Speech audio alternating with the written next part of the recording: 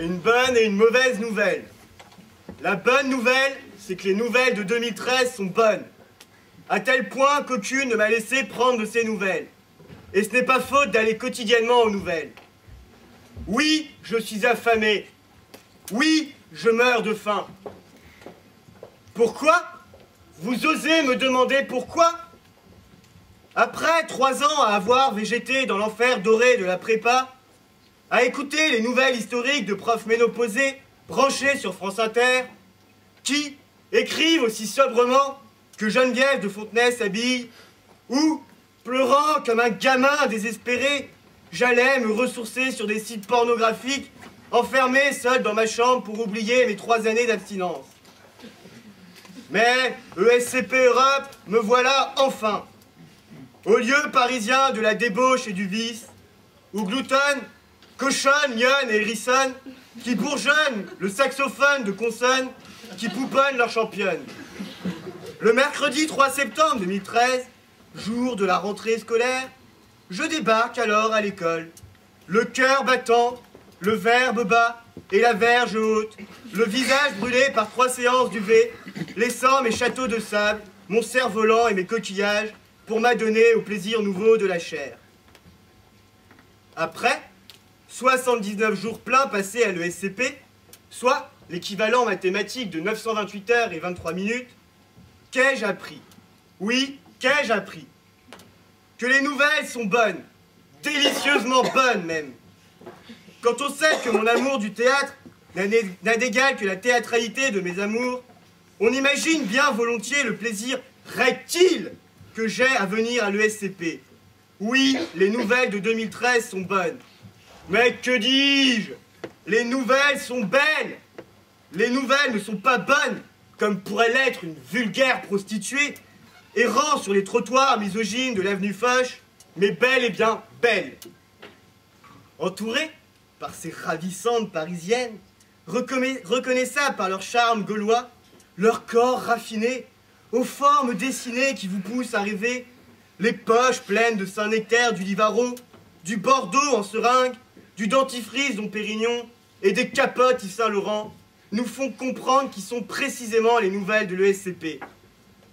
Mais aux voix enflammées, aux bribes de paroles ridées par les griffes de la séduction, je me tiens, moi, parmi vous, recroquevillé dans mon bouclier de la pudeur, fusillé par vos regards énamourés, tel un Afghan affamé devant un plat de couscous royal. Oui, aussi étranger que cela puisse paraître, aussi sexuellement atroce que cela puisse être, je suis un homme pieux qui a choisi la maison de Dieu pour y habiter. L'homme pieux qui exhibe sa vertu, l'homme pieux qui enseigne sa morale, celui qui demeure de l'autre côté du mur, ce tocard de connard qui a cotisé 23 € pour adhérer à la communauté chrétienne de l'ESCP. Face à moi, oui, face à moi, se tient un don Juan, obligé de réduire sa consommation de cocaïne hebdomadaire depuis que Jean-Luc Delarue ne fournit plus personne, cet insupportable scélérat remontant tout droit du couloir des enfers pour aguicher toutes les nationalités. Black, Gold, Visa première. Face à ce salaud avec son regard animal qui rendrait jaloux Leonardo DiCaprio, face à cette ordure incontestée, ce numéro 1 au hit parade de la déjection humaine, je suis moi venu témoigner d'une bonne nouvelle. Bien-aimé enfant de Dieu, par l'onde de ma présence, je viens donc vous témoigner l'avènement d'une grande nouvelle, celle de la nouvelle ère, de la nouvelle alliance, où tout est liberté, où tout est vérité, où tout est authentique. Certes, ce ne sont pas des nouvelles promotionnelles cueillies à l'appel, qui interpellent par leur continuel professionnel ou culturel, mais des nouvelles éternelles et plurielles qui rappellent le label démentiel et exceptionnel de l'intemporel et de l'obédentiel. Demoiselles, pucelles, sauterelles révérentielles et gazelles homosexuelles, ne cherchez pas dans vos manuels ministériels des nouvelles sensationnelles ou sexuelles, car mes nouvelles textuelles que je vous grommelle sont traditionnelles et confessionnelles. Impersonnelles, institutionnelles et informelles sont les nouvelles télévisuelles, loin de l'intellectuel qui nous harcèle avec sa nouvelle conceptuelle. Femelle, oublie ta javel fonctionnelle de ton lave-vaisselle, car pour rejoindre la nacelle de la passerelle spirituelle, tes mamelles et tes cycles menstruels ne sont plus transactionnels pour la tutelle paternelle. Mes frères et sœurs humains, en notre humanité commune, quelle est donc cette grande nouvelle? Quelle est donc cette bonne nouvelle? Dans la nuit de dimanche, à l'heure où ces attardés d'Américains croient encore qu'on est samedi, une nouvelle sensationnelle a ébruité la Nouvelle-Calédonie, où une nouvelle starlette s'est faite prendre par une horde de hyènes de paparazzi, en train de gerber littéralement sa paella sur sa robe Gucci dans une discothèque nouvelle tendance. À ces mots, le peuple se venge et les boudins jubilent. On cria « haro » sur ce baudet, qu'il fallait dévouer ce maudit animal, ce pelé, ce galeux d'où venait tout le mal. Manger la moule d'autrui, quel crime abominable! La beauté devient laide, le succès se casse la gueule. Vous tous, bande d'aigris dégénérés par la médiocrité, ça vous fait plaisir dès qu'un puissant bouffe les pavés. Vous vous sentez tout de suite moins nul.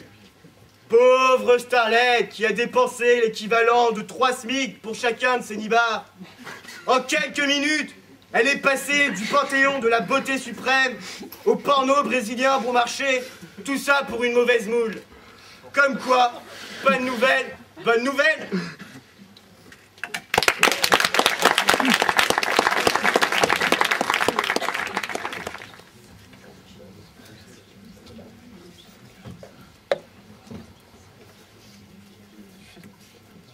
Cher jury, chères étudiantes et étudiants de l'ESSEC comme de l'ESCP, ce soir je voudrais vous surprendre.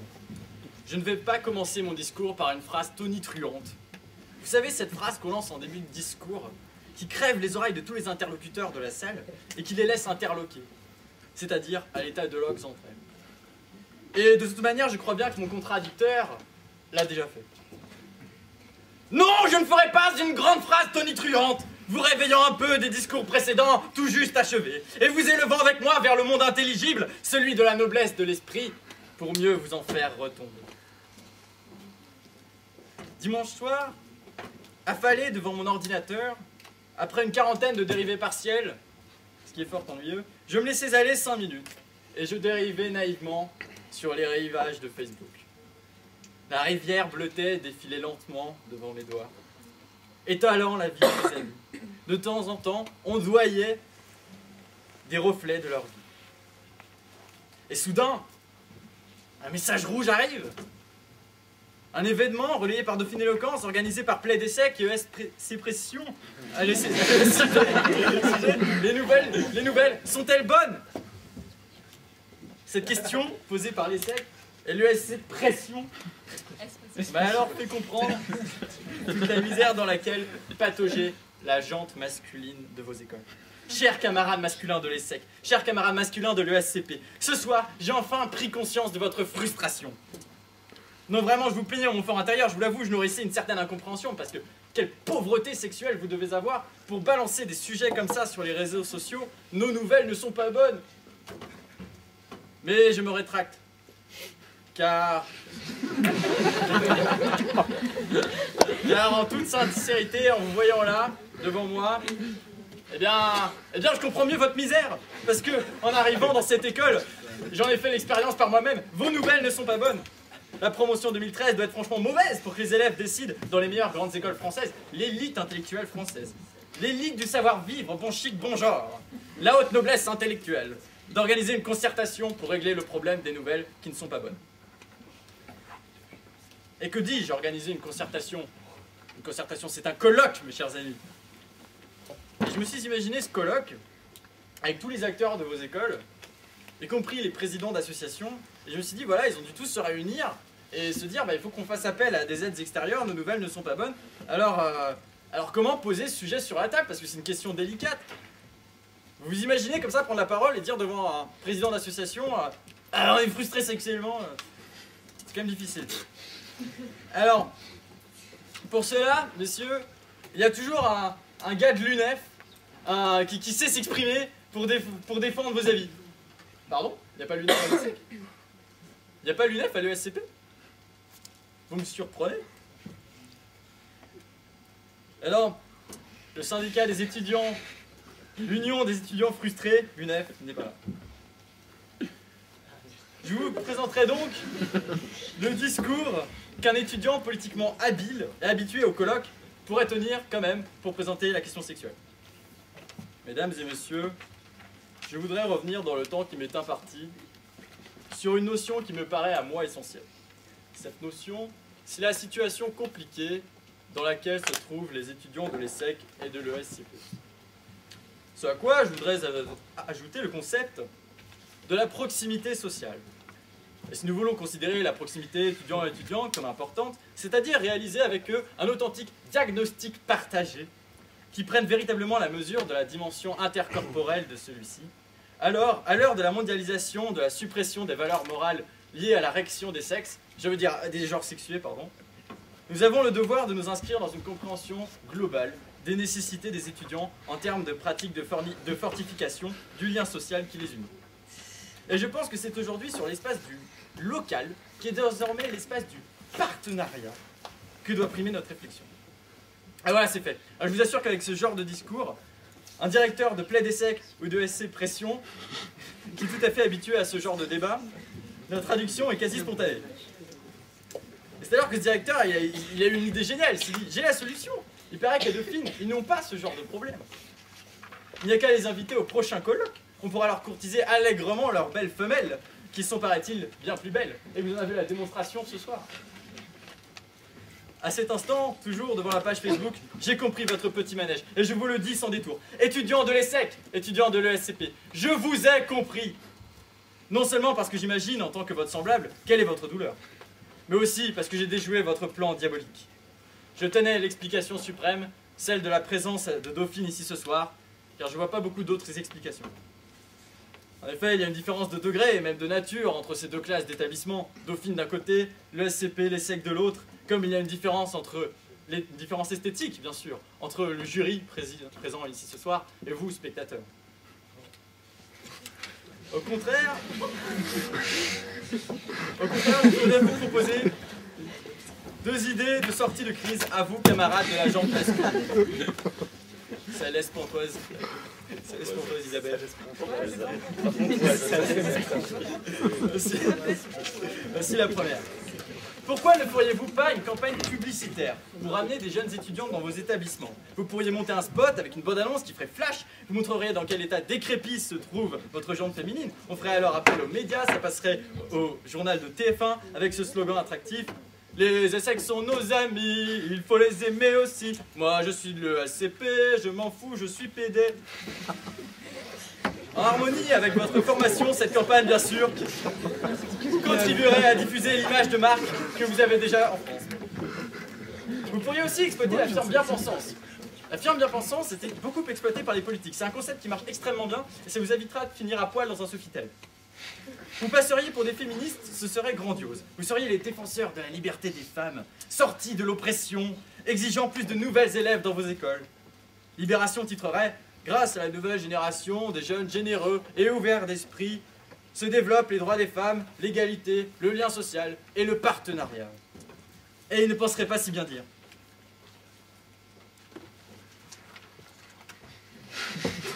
Enfin, ma dernière proposition, c'est d'arrêter de chercher la bonne nouvelle partout. C'est simple.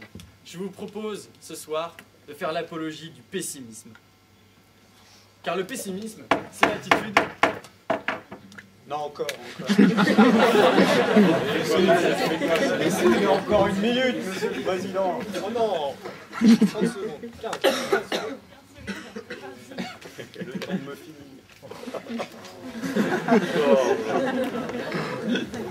Le pessimisme, c'est l'attitude de l'homme courageux qui a la lucidité nécessaire pour regarder l'arrière de la voiture et déclamer ce vers si poétique. Non, chérie, ça rentrera jamais, je te le dis, ça rentrera jamais. Le pessimisme, c'est l'attitude éclairée du philosophe qui sait que l'histoire est un cycle qui recommence sans fin, la seule notion qui ne soit pas fixe étant la longueur de ce cycle. On commence en 6e par 2 semaines sur la Révolution française, puis en 5e par 3 semaines, en 4e par 4 semaines et on finit par quasiment une année en terminale. Le pessimisme, c'est l'apanage. Soyez pessimiste.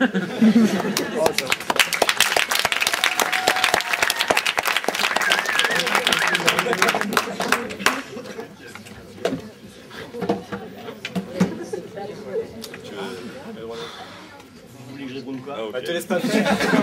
J'ai insulté ta mère, t'as pas su. Tu réponds en alexandrin. Spacieux et le chemin. Et Alors, là, quel la accent porte. vas-tu nous faire? Ah oui, allez. Alors moi, je fais pas de show. Pas d'accent. Non, moi, ce soir, là, tu vois, je vais imiter personne. Ouais, ce soir, je vois un truc vrai. Tu vois, c'est un truc qui sort des tripes, qui sort de là. Vous savez, moi, ça fait longtemps que j'ai envie de faire du théâtre. Ouais. Alors, j'ai une expérience à vous proposer. C'est un truc de ouf. Je vais vous créer une pièce de théâtre sur place. Vous allez voir, je vais vous donner des indices et tout. D'abord, une phrase. Là, un truc, tu sens que ça vient vraiment profond. Ouais, j'ai une bonne et une mauvaise nouvelle. Oh putain, tu vois, ça, c'est du théâtre conceptuel. C'est un truc, tu vas à la colline, même la colline, ils sont encore dépassés. C'est un truc fort. Moi, c'est ça ce que j'aime. Et après, je me dis... il serait pas mal de faire un peu de tension dans la pièce. Truc genre... Oh, que dis-je? Tu vois, là, on sent que t'es un bon comédien en plus. Là, t'es classique et tout, ouais, tu fais un peu Molière. Ça, c'est un peu vrai. Alors après, ça, c'est un peu trop facile. Donc, il nous faut notre raciste de la soirée, quoi. Tu vois, c'est l'Afghan, son couscous royal et tout. S'il n'y a pas de couscous en Afghanistan, ça n'a rien à voir. On comprend, c'est bien, c'est comme les Américains. Tu vois, c'est déjà calibré pour Hollywood. Ouais, je pense à la cour. Là, je me dis aussi un truc un peu sexuel. Après, mon public, moi, il est bon. Enfin, vous êtes bon. Vous comprenez tout de suite. Alors, un truc à la fois sexuel, à la fois christique, je dis l'homme pieux. Tu vois, le mec, il comprend, l'homme pieux, l'homme tronc, tout de suite, ça rentre pas, ça correspond au discours d'après. Génial, quoi. Ouais, tu vois, ça, c'est un truc fort. Ouais, c'est ça ce que je cherche. Franchement. Après, tu pars sur la Nouvelle Alliance, la Bible, le veau d'or, tout ça, Barack Obama, musulman, pas musulman, parfait. Ouais, un peu politique. Et enfin, tu vois, moi je termine quasiment un slam, tu vois, un slam poétique, un truc encore là. Tu vois, moi je te sors tout de mes tripes. Demoiselle gazelle homosexuelle, nouvelle textuelle que je vous grommelle, lien de l'intellectuel qui nous harcèle. Tu vois, c'est ça. Ça, c'était ma première pièce. Ah ouais, j'en ai plein d'idées. Deuxième pièce, tu vois, c'est un truc, c'est adapté d'un mec... je le vénère trop, quoi. Ce type, tu vois, franchement, il a révolutionné le théâtre, c'est l'édition de minuit, c'est trop classe. Ma pièce, tu vois, c'est un hommage direct. Un hommage direct, là, vous allez tout de suite comprendre. C'est En attendant l'étudiant de l'UNEF. Ah ouais.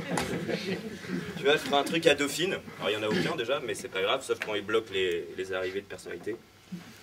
Ce serait un truc puissant aussi, tu vois. Alors, pour me mettre dans le personnage, là, je mets un pantalon rouge. Ouais, c'est bon, film, ça. Je mets une veste. Ouais, c'est cool. Tu vois, surtout les gens avec petits mocassins et tout. Et là, je me dis, bah, étudiant de Dauphine, quand il n'y a pas de l'UNEF à taper, qu'est-ce qu'il fait? Tu vois, j'essaie de... C'est ça mon truc. Moi, je cherche la vérité. Je cherche le vrai. Tu vois, l'humain, le truc. Je me dis, l'étudiant de Dauphine, du coup, il s'emmerde, il va sur Facebook. Ah ouais, c'est cool. C'est moderne. Je peux en faire au moins 10 minutes d'un discours. C'est top. Tu vois, après, l'étudiant de Dauphine a envie de taper le mec qui est en train de prendre sa feuille où il y a les 3 conneries qui sont écrites dessus. Savoir Charles. Et à ce moment-là, je me pose véritablement la seule et unique question. C'est pas les nouvelles qui sont bonnes, c'est les nouveaux qui sont mauvais. Non, c'est pas une question, c'est une formation. Merci Isabelle. Tu vois, toi, t'es dans la réalité du théâtre contemporain. Et surtout, tu vois, la dernière pièce, c'en est pas une. C'est là où je me dévoile, où je me mets à nu. Et là, pour le coup, j'ai envie de dire merci à Victor et à Benjamin, de leur souhaiter un bon retour, si tel est leur prénom, et leur partager cette expérience qui a été la mienne pendant 17 ans. Vous allez prendre le RER A. Et à un moment, vous allez penser à moi. Vous allez penser à moi qui, pendant 17 ans, a habité dans une de ces deux villes, accolées l'une à l'autre, et qui forme absolument la meilleure contrepétrie de toutes les lignes de RER confondues, de tous les métros, à savoir une carrière. Profitez de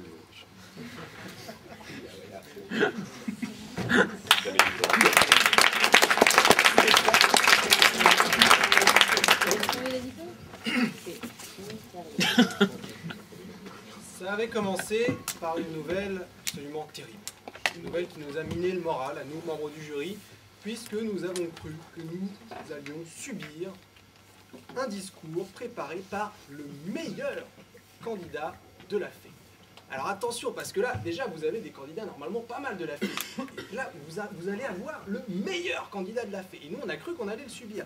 Et là, on nous a dit qu'en fait, ça serait pendant notre délibéré. On s'est regardé avec un petit air entendu, ça va durer 45 minutes notre délibéré, on va vraiment faire durer ça tranquille, pour essayer d'éviter d'avoir à subir ça. Donc la nouvelle n'était pas si mauvaise que ça. Et puis est arrivé Adrien le second. Adrien II donc, qui nous a joué sur les sonorités en hurlant, ça faisait un petit côté chanson de Lara Fabian, c'était pas forcément désagréable, si c'était très désagréable, mais tu nous as hurlé ton discours, et moi quand j'ai des candidats comme ça qui ont des particularités très fortes, comme celle d'hurler son discours, ça arrive un peu plus souvent qu'on ne le croit, attention chez vous, je les imagine dans la vie de tous les jours, et je me dis ce type doit vivre un calvaire, parce que, bon, on regarde, vous qui doit fréquenter les sex shops déjà, et essayez d'être discret quand vous parlez comme ça dans un sex shop, ça doit être horrible. Le type arrive. Ouais. Alors, en fait, je voudrais le dernier modèle de poupée gonflable, celui qui ressemble à Nabila, s'il vous plaît. Et là, tout le monde l'entend sur 3 pâtés de maison à la ronde, mais il est obligé de partir dans un sex shop hyper loin. Ensuite, il la ramène, sa poupée, il la ramène chez lui, et là, il essaye de lui susurrer discrètement à l'oreille. Tu vas voir pourquoi on m'appelle l'homme pieux. Tous ses voisins sont au courant, ses parents sont au courant, ça doit être absolument horrible et du coup ça me fait beaucoup de peine. Et mon petit Adrien, j'aimerais que tu médites sur cette phrase de Franck Ribéry qui disait « L'éloquence, c'est quand c'est qu'on parle fort ». Il avait tout compris et visiblement toi aussi.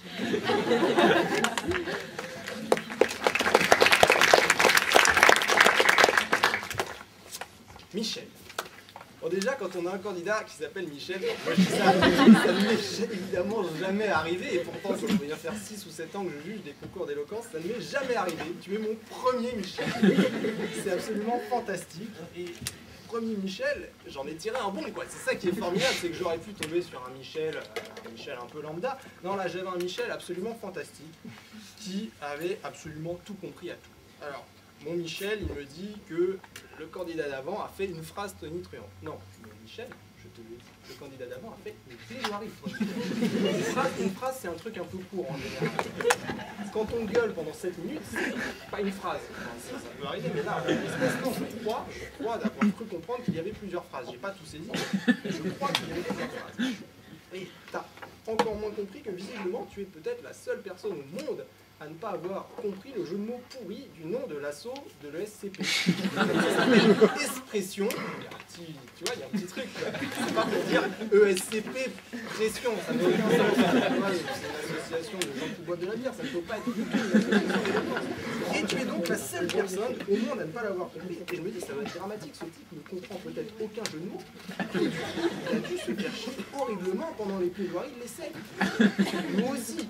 C'est pas le problème, c'est-à-dire que nous, on ne rigolait pas, mais on savait pourquoi on ne rigolait pas. Et toi, du coup, tu te disais pourquoi il rigole pas, est-ce que c'est pas drôle, est-ce que c'est... Il va peut-être rigoler pour faire genre, moi j'ai compris. Non, c'est bien, t'es resté, t'as compris qu'il fallait vraiment pas, c'était pas le thème de la soirée, de toute façon le rire. Donc c'est bien, au moins t'avais un petit peu compris ça, c'est déjà pas si mal. Mais ce que j'ai préféré chez toi, c'est que tu balances, quoi, tu vois, et tu balances en disant, ah bon, et il n'y a pas l'UNEF, l'ESSEC, il y a le SCP, comme si c'était pas une grosse vanne, quoi. Genre, vous n'avez pas de gauchos à la honte, on a plein de gauchos, ils sont partout, c'est trop bien, quoi. On sent que pour toi, en plus, t'as dit en bleu, blanc, rouge et tout, c'est magnifique. On sent que pour toi, le gaucho, c'est un peu le petit animal de compagnie. Ouais, moi je me suis acheté un petit gaucho, ouais, c'est ma petite Arlette quoi, c'est un petit gaucho, c'est assez mignon, je la travaille, je la fais faire ses besoins. Elle est un peu chiante mais c'est pas grave quoi, c'est toujours agréable de la voir. Et donc mon seul conseil finalement ça sera ça, c'est fais attention parce qu'un gaucho parfois ça mord.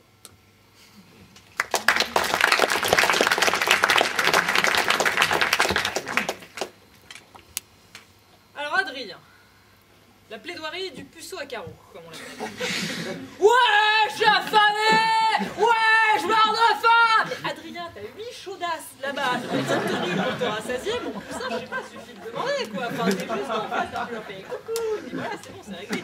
Ils ont l'air très rendant service en plus. Alors, toute cette misère sexuelle quand même que tu nous as comme ça un peu, j'ai envie de dire, explosé à la tronche, hein, ça fait de la peine, surtout quand ça t'amène à nous parler de couscous afghan. C'est quoi très exactement le couscous afghan? C'est tu mélanges des cailloux avec de la terre, ça. Alors, il y avait quand même une information intéressante, tout au moins dans ce développement bordélique aux rimes foireuses, l'existence donc d'un groupuscule catholique au sein de l'ESCP. Ce qui laisse donc quand même encore un petit espoir pour la rédemption de ton âme, hein, mon pauvre petit poussin, ton âme désœuvrée de pauvres types qui crient très fort.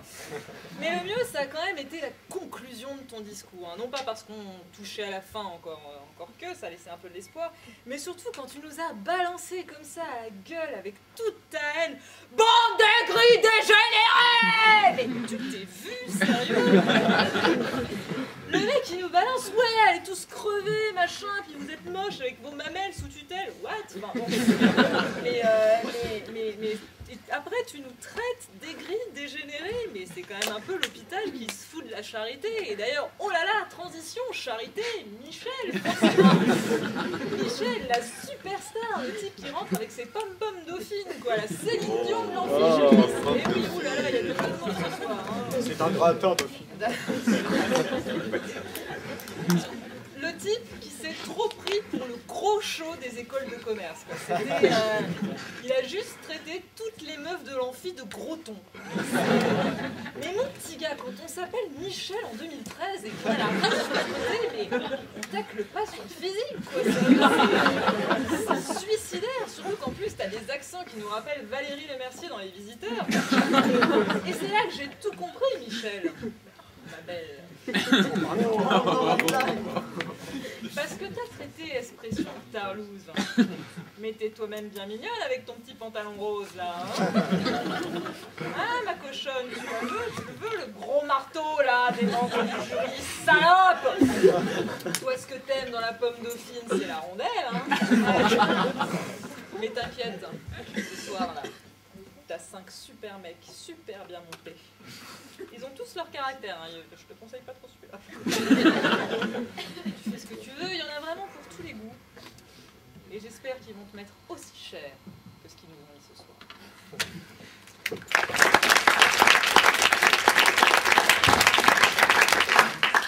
Je crois bien qu'Alexis m'a démasqué parce qu'effectivement, je n'ai rien à dire sur la dernière prestation.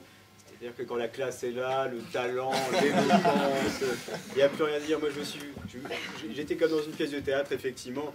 Et qui de mieux qu'Alexis Fournol pour nous reparler de sa pièce de théâtre. Donc, une imitation d'Alexis commence toujours par ce geste, hop, perdre 10 cm. Et puis après, Alexis, parle-nous de ta pièce. Oui, pour ma nouvelle pièce, intemporalité sur question et affirmation. J'ai choisi un théâtre avec des cotorep. J'ai décidé de mettre un acteur... le même qu'on a vu dans Forrest Gump, celui qui a piqué la même chemise. Alors, effectivement, il a exactement la même chemise à carreaux que Forrest Gump, il suffirait juste qu'il ferme ce bouton, et je suis sûr qu'il pourrait nous dire les yeux dans les yeux, et on pleurait, que Booba était son meilleur ami, et que le Vietnam a été très dur. Non seulement Booba était son meilleur ami, mais c'est aussi son unique référence, parce qu'il faut quand même connaître Booba pour dire des phrases comme « j'ai le cœur bas », et la verge haute. Masque de la consternation. Des phrases qui n'ont aucun sens, comme « Mon amour du théâtre n'a d'égard que la théâtralité de mon amour ». Silence de mort, hein. Tu vois ce que tu provoques chez les gens. Alors bon, c'est vrai que c'est injuste, mais c'est comme ça, c'est-à-dire qu'il y a tout, il y a le style, tout ça, machin, tout ça, bah voilà, ça marche pas, quoi. Et au final, on passe à Michel Mabel, qui a des mots qui ne vont pas bien ensemble. Alors, Michel, je vais commencer par ton commencement. Tu commences en disant « Je vais commencer par une phrase tonitruante ». Et là, je me suis dit, il va dire « Je vais sortir ma bite ». Un truc qui sort de l'ordinaire, vraiment. Et non, il m'a dit « Je veux pas quand ». Ça va bien, oui. Pauvre con. Et donc, je vais passer à il y a quand même un truc que je veux dire, c'est que c'était la Sharon Stone du pauvre, parce que vous ne pouvez pas le voir depuis vos places de prolétaires au fond de la salle, mais ce mec n'a pas arrêté de faire des écartades de cuisses pendant 2 heures, c'était interminable. Il essayait de nous montrer son paquetto où il a foutu tout des make-up de sa sœur, c'était mais consternant, quoi. Il a pensé que ça lui allait alors que chi, quoi, parce qu'en fait, en plus, non seulement il est gay, mais en plus, il me rappelle Georges politiquement. Parce que quand même, L'autre qui s'excite. parce que, ça y est. à se moquer des étudiants du NEF, j'ai envie de dire que je chie sur ton manque de conscience de classe, mon petit. Parce que à Dauphine, vous n'avez pas des étudiants de gauche, mais vous avez des putes qui sont à portée de main. Parce que ce qu'ils disent jamais quand ils vont dans les autres écoles de commerce, c'est qu'à 2 pas de Dauphine, il y a les putes du bois de Boulogne. Et notamment en face de l'ambassade de Russie, il y a la rue des Branleurs, où notre ami va décidément passer beaucoup de temps. Ne me demandez pas comment je connais ma géographie parisienne. Moi, je suis avocat. Bon, allez hop, on arrête. On revient sérieusement sur toutes les prestations qu'on a vues. Et c'est les minutes Michel Drucker où je vais vous dire que tout est bien. Si vous y aller, si vous avez des coups de fil à passer, c'est le moment ou jamais. Mais je vous dis que effectivement tout ce qu'on a vu ce soir était très bien. On a vu des candidats de qualité qui ont dit des choses extrêmement gentilles, des bien dites, avec de l'éloquence, de l'humour, etc.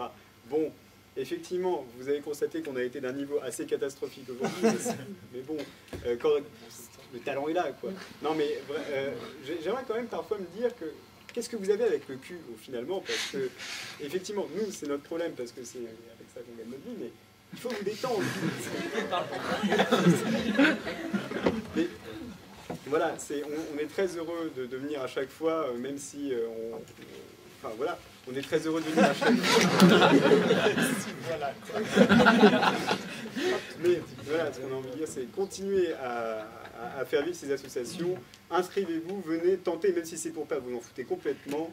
Et voilà, c'est grâce à des associations comme le SCP qu'on arrive à avoir des soirées, des bières gratuites et des soirées plus agréables. Voilà.